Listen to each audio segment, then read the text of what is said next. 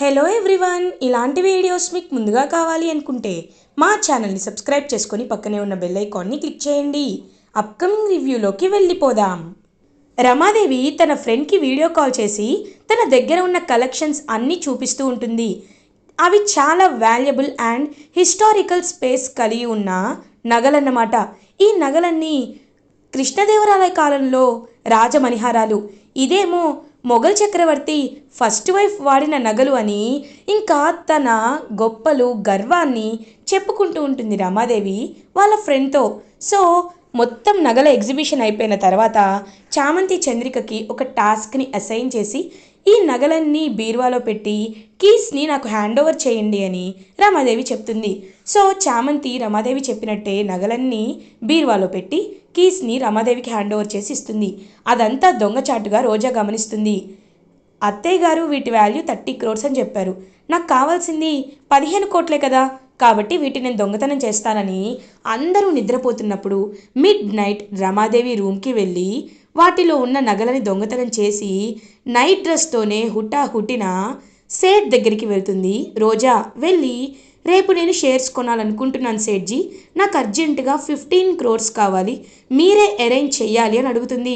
Madam, మీరు చెప్పింది కరెక్టే, కానీ లిక్విడ్ క్యాష్ 15 crores ఇప్పటికిప్పుడు ఇవ్వడం అంటే ఇంట్లో ఉండదు కదా. ఒక పని చేయండి, రేపు మార్నింగ్ రండి, నేను మీకు మార్నింగ్ ఇస్తాను అని అంటారు. ఇంకా రోజా చాలా హ్యాపీగా రేపటితో ఆ డబ్బులు ఉపేంద్రకి ఇస్తే నేనే యువరాణిని అనే ప్రూఫ్స్ని సెట్ చేస్తాడు, నేను 49% ఆస్తికి వాటాదారుని అయిపోతాను, ఓనర్ని అయిపోతాను అని ఫిక్స్ అయ్యి హ్యాపీగా ఇంటికి వస్తుంది. ఇది ఇలా ఉండగా మార్నింగ్ అవుతుంది. రమాదేవికి రోజు ఆ మణిహారాలని చూసుకోవడం అలవాటు. సో ఓపెన్ చేసి చూసేసరికి అక్కడ ఏవి ఉండవు.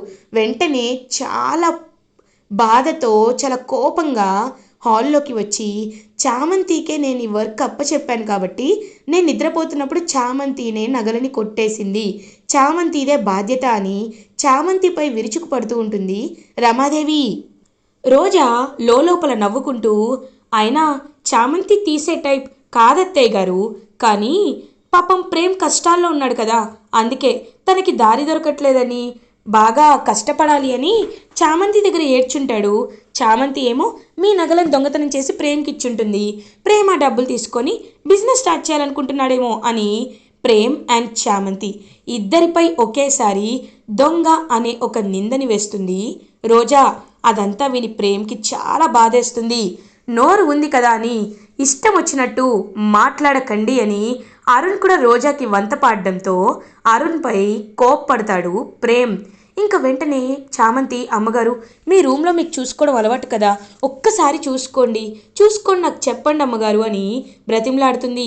హర్షవర్ధన్ కూడా, అవునరమ్మా నువ్వు పొరపడుతున్నావేమో, చామంతి అలాంటిది కాదు, పదొకసారి నీ రూమ్లో వెతుకుదామని రూమ్లో వెతుకుతారు. అదంతా చూస్తూ రోజా ఎంత వెతికినా ఖచ్చితంగా దొరకదు.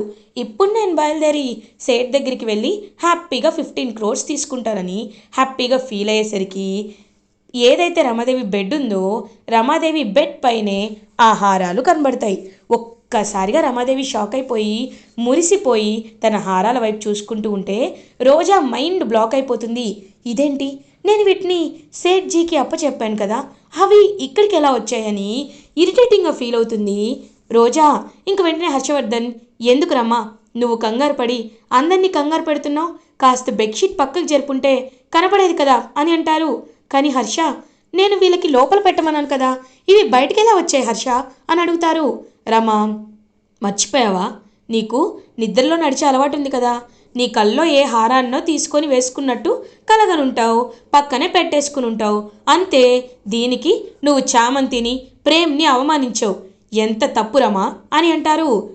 అయ్యిందేదో అయిపోయింది కదా హర్ష, ఎలాగో ఇప్పుడు నా నగలు నాకు వచ్చేసాయి కదా అని అంటారు. వెంటనే ప్రేమ్ వెళ్ళిపోతుంటే హర్షవర్ధన్, నువ్వు ఆగరా ప్రేమ్. అమ్మ రోజా, నువ్వు చేసింది తప్పమ్మా, నువ్వు వేసిన నింద తప్పు, ఎందుకంటే ప్రేమ్ ఎలాంటి తప్పు చేయనప్పుడు ఎందుకు వాడిపై నిందలు వేశావు, నువ్వు వాడికి సారీ చెప్పాలమ్మా అని అంటారు హర్షవర్ధన్. ఒక్కసారిగా ఇంకా అరుణ్, డాడ్ ఎందుకు డాడ్, రోజా ఎందుకు సారీ చెప్పాలి, అవును ఎప్పుడైనా ఇంట్లో ఏదైనా వస్తువు కనపడకపోతే లేని వాళ్ళపైనే కదా మనం డౌట్ పడతాం, అలాగే వాడిపై కూడా డౌట్ వచ్చింది, ఆ విషయంలో ఎందుకు రోజాకి సారీ చెప్పాలి అని అంటారు. నాన్న, నాకిప్పుడు ఎవ్వరూ సారీ చెప్పాల్సిన అవసరం లేదు. ఎందుకంటే ఈ ఇంట్లో కేవలం డబ్బుకి మాత్రమే విలువనిస్తున్నారని నాకు అర్థమైపోయింది నాన్న అని అక్కడి నుండి పాపం వెళ్ళిపోతాడు ప్రేమ్. ఇంక ప్రేమ్ వైపు జాలిగా చూస్తూ ఉంటుంది చంద్రిక. ఇంకా హర్షవర్ధన్ పాపం చాలా బాధపడుతూ తన రూమ్లోకి వెళ్ళిపోతాడు. వెంటనే ప్రేమ్ దగ్గరికి చామంతి అని చంద్రిక వెళ్తారు. ప్రేమ్ అలా ఇంకా కూర్చొని బాధపడుతూ కృంగిపోతూ ఉంటాడు. ఏం జరిగింది బాబు అని అడుగుతారు. చూసావా చందు, చూసావా, నా సొంత అమ్మే నన్ను ఒక దొంగగా చేస్తుంది అంటే ఏంటి చందు? నిజంగా ఈ సొసైటీలో కేవలం డబ్బుకు మాత్రమే వాల్యూ ఉంటుందా? మనలాంటి నీతి నిజాయితీ పరులకి వాల్యూ ఉండదా చందు అని అడుగుతాడు ప్రేమ్. ఇంక చామంతి కూడా అది విని చాలా బాధపడుతుంది. బాబు, మీరు బాధపడడంలో అర్థం ఉంది బాబు, కానీ ఎవరైనా మిమ్మల్ని పైకి తీసుకువెళ్ళాలనుకునే వాళ్ళ మాటలే మీరు వినాలి బాబు. మీరు ప్రతి క్షణం ఓడిపోవాలని, మీరు మానసికంగా కృంగిపోవాలని వాళ్ళు ఎన్నో మాటలు అంటారు. వాళ్ళ మాటల్ని మీరు పట్టించుకోవడం కరెక్ట్ కాదు బాబు. మీకు ఒక కథ చెప్తాను వినండి. ఇది మాకు మా సార్ చెప్పిన కథ. అనగనగా ఒక కప్పు ఉండేదంట. ఆ కప్పకి బావిలోనే ఉండి ఉండి బోర్ కొట్టి ఒక పెద్ద చెట్టెక్కాలనుకుందంట. కానీ తన చుట్టుపక్కన ఉన్న వాళ్ళందరూ నువ్వు మొహానికి ఆ చెట్టు ఎక్కగలవా అని వెక్కిరిస్తూనే ఉన్నారు. కరెక్ట్గా అదే టైంకి ఆ కప్ప చెట్టు ఎక్కడం స్టార్ట్ చేసింది. సగం ఎక్కింది, చేయలేవన్నారు. మొత్తం ఎక్కింది, చేయలేవన్నారు. పడిపోయి చస్తావన్నారు. ఆయన చెట్టు మీద కూర్చుంది. వీటిలో ఒక మీనింగ్ చెప్పనా? ఆ కప్ప వాళ్ళ మాటల్ని పట్టించుకోలేదు, అందుకే పైకి ఎదిగింది. మీరు కూడా అలాగే ఉండాలి బాబు. నేను చెప్పేది వినండి. ఇలాంటి చెడుగా నెగిటివ్గా ఆలోచించే వాళ్ళ మాటలు వింటే మీరు కూడా నెగిటివ్గా ఉంటారు, కృంగిపోతారు. కాబట్టి మీరు పాజిటివ్గా ఆలోచిస్తే పాజిటివ్గానే ఉంటారు. అన్న వాళ్ళని పక్కన పెట్టేసి ఎలా ఎదగాలో ఆలోచించండి అని అంటుంది చామంతి. చామ్, నువ్వు చెప్పింది కరెక్టే చామ్. ఖచ్చితంగా ఇప్పుడు నేను నా సక్సెస్ గురించే ఆలోచిస్తాను. ఎలా ఎదగాలి, ఎలా డబ్బులు సంపాదించి నా బిజినెస్ నేను చేయాలి, మా నాన్న పరువుని, నేను డబ్బు కోసం కూడా కాదు, మా నాన్న పరువు కోసం, మా నాన్న నాపై పెట్టుకున్న నమ్మకం కోసమే ఇదంతా చేస్తున్నాను అని తెలియాలి చామ్. ఖచ్చితంగా సక్సెస్ అవుతాను అని చాలా ఎనర్జెటిక్గా మోటివేటెడ్గా ఫీల్ అవుతాడు ప్రేమ్. ఇంకా ప్రేమ్ అలా హ్యాపీగా తన కార్లో బయలుదేరుతాడు. ఇప్పుడే ట్రిప్ వచ్చించాం, నేను వెళ్తున్నాను. అన్నట్టు చెప్పడం మర్చిపోయాను చామ్, నేను షేర్ మార్కెట్లో ఇన్వెస్ట్ చేస్తున్నాను. ఖచ్చితంగా ఆ కంపెనీ సక్సెస్లోకి వెళ్తుందని మనస్ఫూర్తిగా కోరుకుంటున్నాను. సక్సెస్లోకి వెళ్ళాలి అని ఫిక్స్ అవుతాను. వెళ్ళొస్తాను చామ్. చందు బాయ్ అని ఇంకా అలా బయలుదేరుతాడు పాపం హ్యాపీగా ప్రేమ్. చామంతి, నువ్వు చెప్పిన కథ నిజంగా ప్రేమ్కి ఎంతో బలాన్ని ఇచ్చింది, చాలా హ్యాపీగా ఉంది అని అంటారు. అత్త, ప్రేమ్ బాబు గెలవడమే మాకు కావాలి, రా వెళ్ళి వర్క్ చేసుకుందామని చెప్పి ఇంకలా చామంతి చంద్రిక ఇద్దరు వెళ్ళిపోతారు. కానీ రోజాకి మాత్రం డౌట్ ఉండిపోతూనే ఉంటుంది. అసలు హౌ ఈజ్ ఇట్ పాసిబుల్? నేను సేట్ దగ్గరికి వెళ్ళి నగలని ఇచ్చేసి 15 కోట్లు తెచ్చుకుందాం అనుకుంటే ఇలా జరిగిందేంటి? ఒకవేళ ఏదైనా ప్లాన్ అయిందా అని వెంటనే సేట్కి కాల్ చేస్తుంది రోజా. ఇంకలా సేట్ కాల్ లిఫ్ట్ చేస్తారు. హలో, మేడం అని అంటారు. ఏంటి సేట్జీ, ఈ నగలని మీరు ఎలా ఇంటికి పంపించారు అని అడుగుతారు. అదేంటి మేడం, మీరు వెళ్ళిపోయిన తర్వాత రమాదేవి గారు వాళ్ళ మనిషిని పంపించి ఆ నగలని వెనక్కి తెప్పించుకున్నారు కదా. చూడండి మేడం, మీరు యువరాణి అనుకున్నాను, కానీ మీరు ఇంతలా దొంగలా చేస్తారని నేను అస్సలు అనుకోలేదు. ఇది రామాదేవి గారి నగలంట కదా, మీ నగలు కాదంట కదా. మీ సంస్థానంలో నగలని ఎందుకు అబద్ధం చెప్పారు? చూడండి మేడం, ఈసారి మీపై నాకు గౌరవం ఉంది కాబట్టి వదిలేస్తున్నాను. ఇలా ఇంకెప్పుడైనా చేస్తే పోలీసులకి కంప్లైంట్ ఇవ్వాల్సి వస్తుంది. మీరు ఎవరి దగ్గరైనా తాకట్టు పెట్టుకోండి, ఈసారి మాత్రం నా దగ్గరికి రావద్దు అని కాల్ కట్ చేస్తాడు ఆ సేటు. ఒక్కసారిగా షాక్ అయిపోతుంది రోజా. ఇదేంటి, రమాదేవి మనిషి వచ్చి తీసుకెళ్లారా, ఎవరు అని ఆలోచిస్తూ ఉంటే హలో నేనే అని అంటుంది చామంతి. ఒక్కసారిగా చామంతిని చూసి షాక్ అయిపోతుంది రోజా. ఇంకలా చూస్తూ ఉంటుంది. ఏంటి అలా చూస్తున్నావు? నిన్ను కొట్టాలనిపిస్తుంది, కానీ అక్కవి కదా, నిన్నే కదా కొట్టానని ఊరుకుంటున్నాను. మనిషివేనా అసలు నువ్వు, లేకపోతే హోంబోతువా? ఏంటే, నీకెన్నిసార్లు తిట్టినా బుద్ధి రాదా? ఎవరితోనో మాట్లాడావు, వెంటనే అమ్మగారి నగలను దొంగతనం చేస్తున్నావు. దొంగతనం చేసినందుకు కూడా కాదు, ప్రేమ్ బాబ్పై నిందను నెట్టేయాలనుకున్నావు. నాకు తెలుసు. నువ్వు ఎప్పుడైతే దొంగతనంగా రమాదేవమ్మ రూమ్కి వెళ్ళావో అప్పుడే నాకెందుకో మెలకువ వచ్చింది. వచ్చి చూసేసరికి నువ్వు కనబడ్డావు. నిన్ను ఫాలో అయ్యి వచ్చాను. వచ్చిన వెంటనే నాకు నిజం తెలిసింది కాబట్టే ఇలా చేశాను అని చామంతి జరిగిందంతా చెప్తుంది. ఒక్కసారిగా రోజా షాక్ అయిపోతుంది. చూడు, ఇంకొకసారి ఇలాంటి ప్రయత్నాలు ఏది చేసి ప్రేమ్ బాబుని నాశనం చేయాలనుకున్నా, ప్రేమ్ బాబు జోలికి వచ్చినా నీ చర్మం ఒలిచేస్తా అని గట్టిగా చెప్పి అక్కడి నుండి వెళ్ళిపోతుంది చామంతి. బాబు నువ్వు చెప్పింది అలా చేయరు కదా, ఎదుగుతారు, ఖచ్చితంగా ఎదుగుతారని ఇంకలా అక్కడి నుండి వెళ్ళిపోయేసరికి రోజా ఆలోచన పడుతుంది. నిజంగా ప్రేమే ఆ 49% ఆస్తిని తీసుకోగలిగే కెపాసిటీ ఉందేమో అనిపిస్తుంది. కాబట్టి అలా జరగకూడదు. జరగకుండా ఉండాలి అంటే ఖచ్చితంగా నేను ప్రేమ్ని ఆపాలి, ఆపి తీరాలి. లేకపోతే ప్రేమ్ ఎలా అయినా సాధిస్తాడు.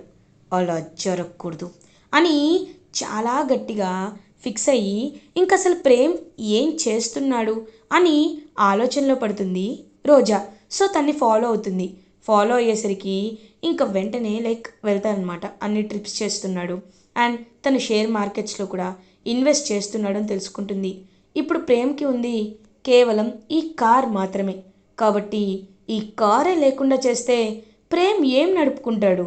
ఎంతో కష్టపడి కొనుక్కున్న కార్ని యాక్సిడెంట్ చేయించేస్తే ప్రేమ్ ఏమైపోతాడు అని ఇంకా రోజా గట్టిగా ఫిక్స్ అయ్యి ఒక రౌడీకి ఫోన్ చేస్తుంది. ఫోన్ చేసి, హలో, నా పేరు రోజా, చూడు, నేను నీకు ఒక టాస్క్ చెప్తున్నాను. కార్కి యాక్సిడెంట్ అవ్వాలి అని అంటుంది రోజా. ఓకే మేడం అని అంటారు. హలో హలో, లోపల మనిషికి ఏమీ అవ్వకూడదు, కానీ యాక్సిడెంట్ అవ్వాలి, అర్థమైందా అని అంటుంది. అదేంటి మేడం, మనిషికి ఏమీ అవ్వకూడదా అని అంటారు. అవును, మనిషికి ఏమీ అవ్వకూడదు. ఎందుకంటే మళ్ళీ మర్డర్ కేసు అంటే నీపై కేసు వస్తే నువ్వు నా పేరు చెప్పేస్తావు. అందుకే మనిషి పక్కకి వెళ్ళినప్పుడే నువ్వు అతన్ని కార్ని డ్యామేజ్ చేయాలి, అర్థమైందా అని అంటారు. ఓకే మేడం అని చెప్పి ఇంకా అలా వెంటనే కాల్ కట్ చేస్తాడు ఆ లారీ డ్రైవర్.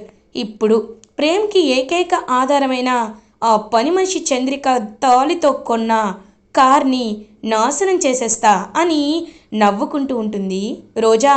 ఇది ఇలా ఉండగా ప్రేమ్ ఇంకా అలా క్యాబ్ ట్రిప్కి కంప్లీట్ అయ్యాక బాగా ఆకలేస్తుంది, అక్కడ స్నాక్స్ కనబడుతున్నాయిగా, వెళ్ళి తినేసి వస్తానని చెప్పి కార్ని పార్క్ చేసి ఇంకా అలా బయలుదేరుతాడు.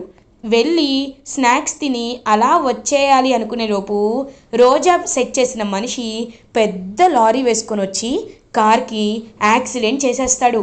ఒక్కసారిగా ప్రేమ్ షాక్ అయిపోతాడు. అయ్యో నా కార్ అని చెప్పి పాపం ఏడుస్తూ ఉంటాడు ప్రేమ్. కార్ నాశనం అయిపోవడంతో ఇప్పుడు తను ఎలా ఏం చేస్తాడు, తనకి ఎర్నింగ్ సోర్స్ ఏంటి అని దీనంగా ఆలోచిస్తూ ఉంటే పాపం చామంతి ఏమో, బాబు ఇన్సూరెన్స్కి అప్లై చేయండి బాబు, ఎందుకంటే ఇక్కడ మీకు జరిగిందేమీ తెలియదు కదా అని చెప్పి ఇన్సూరెన్స్ అప్లై చేస్తుంది. సో ఇన్సూరెన్స్ అప్లై చేశాక ఒక లంసమ్ అమౌంట్ అయితే ఇన్సూరర్కి ఇస్తారు కదా. సో ఆ ఇన్సూరర్కి డబ్బులు ఇచ్చిన తర్వాత ఆ డబ్బుల్ని ఏం చేయాలని ఆలోచిస్తూ ఉంటాడు ప్రేమ్. కాబట్టి ఈ డబ్బుల్ని స్టాక్ మార్కెట్లో ఇన్వెస్ట్ చేస్తాను, తక్కువ టైంలో ఎక్కువ లాభాలు రావాలి అంటే తెలివిగా ఆలోచించి స్టాక్ మార్కెట్లోనే ఇన్వెస్ట్ చేయాలి అని తనకి వచ్చిన ఒక 5 lakhs అమౌంట్ వరకు స్టాక్ మార్కెట్లో ఇన్వెస్ట్ చేస్తాడు. సో వాటి గురించి వెయిట్ చేస్తూ పాపం నైట్ నిద్రపోకుండా కారు గురించి ఆలోచిస్తూ ఉంటాడు ప్రేమ్. నెక్స్ట్ డే మార్నింగ్ అయ్యేసరికి పరిస్థితులు అన్నీ మారిపోతాయి. ఏవైతే చాలా తక్కువకి కొనుక్కొని స్టాక్ మార్కెట్లో ప్రేమ్ పాపం బాధపడ్డాడో అవే ఎక్కువకి పెరుగుతాయి అన్నమాట. ఒకే రోజులో ఇంట్రిన్సిక్ వాల్యూ కానీ ఆ కంపెనీ అనేది కొత్త ప్రాజెక్ట్ అనేది ఎస్టాబ్లిష్ చేయడం వల్ల షేర్ వాల్యూ అనేది పబ్లిక్ కలెక్షన్ ఫండ్ అనేది పెరగడంతో ఇంకా ఎంతో హ్యాపీగా ఫీల్ అవుతారు ప్రేమ్. చందు, ఇది చూడండి, నేను ఇన్వెస్ట్ చేస్తున్న కంపెనీ షేర్స్ హమంతం పెరిగాయి, డబల్ అయ్యాయి అని చెప్పి ఇంకా చాలా అంటే చాలా హ్యాపీగా ఫీల్ అవుతాడు ప్రేమ్. ఇలా ఎపిసోడ్ ఎండ్ అవుతుంది. ఫర్దర్ ఎపిసోడ్ రివ్యూస్ ముందుగా మీకు కావాలి అనుకుంటే మా ఛానల్ని సబ్స్క్రైబ్ చేసుకోండి. Thanks for watching.